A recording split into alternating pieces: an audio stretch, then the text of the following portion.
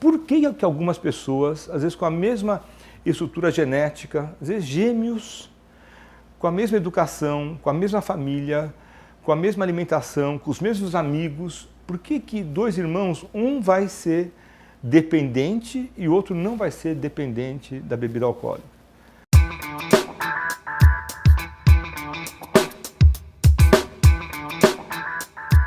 Algumas pessoas, mais ou menos 1 em cada 10 que usam álcool, começam a beber mais intensamente, começam a beber de forma um pouco escondida, mas bebem mais e de repente, depois de mais ou menos 12 anos para homens e 8 anos para mulheres, essas pessoas têm um quadro chamado dependência do álcool ou alcoolismo.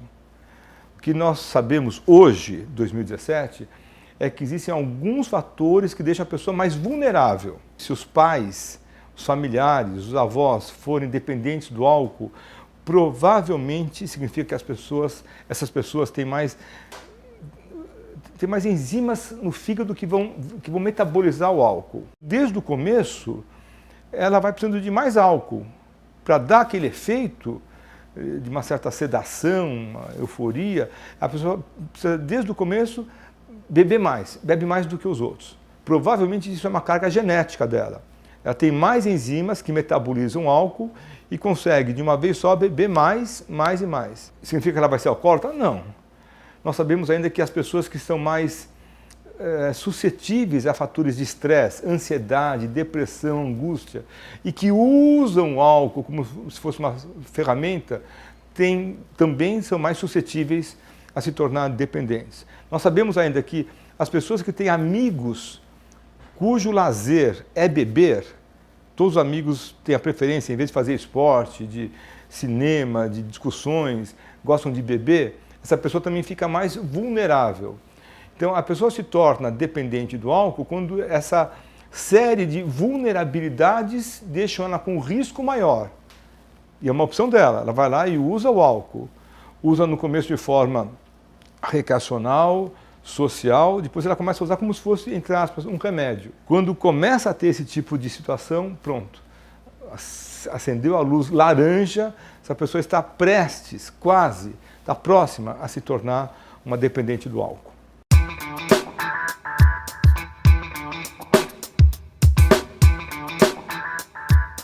Enquanto a pessoa beber e não tiver alguma complicação para ela, assim, para o corpo dela, para as enzimas dela, para o fígado dela, para o trabalho dela, para a vida sexual dela, para a vida acadêmica dessa pessoa, ou enquanto não tiver uma complicação para as pessoas que estão em volta dela, ela não é alcoólatra. Alcoólatra ou alcoolista é aquela pessoa que bebe independente da frequência, independente da quantidade, independente.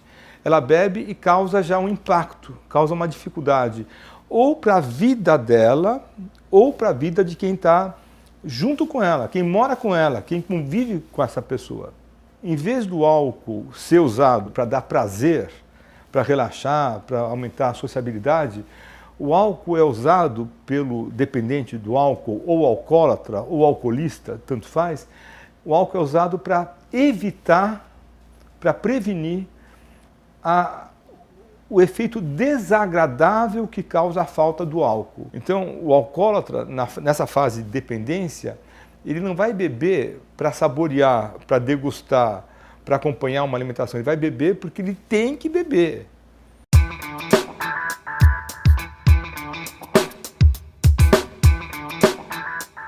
Esse álcool, ele entra numa ligação com o corpo, é metabolizado e é eliminado.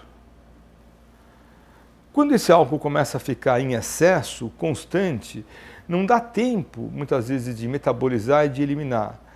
Isso especialmente quando vai para o cérebro, para o sistema nervoso central. Aí o que o cérebro faz? O que os neurônios fazem? Os neurônios se adaptam a essa ingestão contínua de álcool. Eles ficam acostumados a receber aquela dose diária, ou aquela dose 3 vezes ao dia, ou 4 vezes ao dia, de bebidas alcoólicas. Ele se adapta facilmente. Ele acaba gostando, dá um prazer em fazer isso.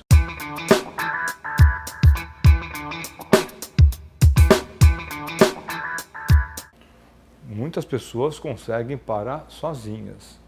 Elas já tiveram a experiência de tentar beber menos. Tem paciente que te fala assim, eu quero tentar beber não mais destilados, que tem um teor alcoólico maior, mas só bebidas fermentadas, como vinhos e cervejas. Muitas vezes não conseguem. Ou já foram em médicos, psicólogos, enfermeiros, terapeutas, que orientaram não para mudar o tipo de bebida, mas para diminuir a quantidade geral de bebida. Também não dá certo. Ou beber só no final de semana, também não dá certo. Para quem tem a dependência do álcool instalada, para quem se sente uma pessoa que ficou, entre aspas, escrava do álcool, que não consegue ter controle, começa a beber e não para, a única chance que tem, é a parada total. Não pode beber nada. Mas nada, nada. Mas cerveja sem álcool não pode? Não pode. Tem um pouquinho de álcool para dar a fermentação, para fazer aquela espuma. Bombom de licor, não pode. Mas, doutor Arthur, você está sendo radical. Sim! E muitos pacientes sabem disso antes de vir ao médico. A pessoa, quando resolve, está bebendo, está num quadro de dependência, né? Quadro grave, a pessoa está inchada, está muitas vezes sem família, sem emprego, com uma autoestima baixa, está num quadro que a gente dá o nome de um suicídio lento, ela está morrendo aos poucos. Ela resolve parar de beber. Em geral, eu falo isso para os meus pacientes aqui, eles ficam muito bem. Perdem peso, ficam animados, voltam a ter vida sexual, eles voltam a ter uma vida afetiva, voltam a ter trabalho, ganham dinheiro, amor próprio, melhora, tudo funciona muito bem. Mais ou menos 90 dias, 3 meses. Aí ele fala assim, puxa, agora eu estou muito bem, estou ótimo, melhor fase da minha vida. Deixa eu beber um pouquinho só. Deixa eu tentar beber como todo mundo bebe, socialmente. Se eu não conseguir, eu paro. Não consegue parar.